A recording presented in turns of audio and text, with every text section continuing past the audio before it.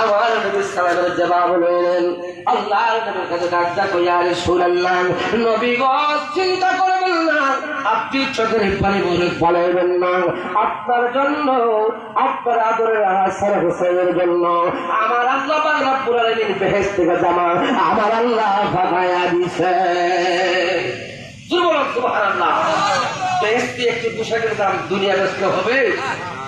জোরে হবে? বাবার আমার এই পোশাক পাইয়া আল্লাহর নবী সংবাদ পাওয়ার সাথে সাথে আল্লাহর নবী খুশি হয়ে গেলেন। বাবার বাবা হঠাৎ করে আল্লাহর নবীর দিকে একটা লাল রঙের পোশাক দেখলেন, সবুজ রঙের পোশাক পাইলেন। পোশাকটা দেওয়ার সাথে সাথে আমার নবী আরো বেশি বেশি করে কাঁদতে লাগলো। যে একটা নবী গো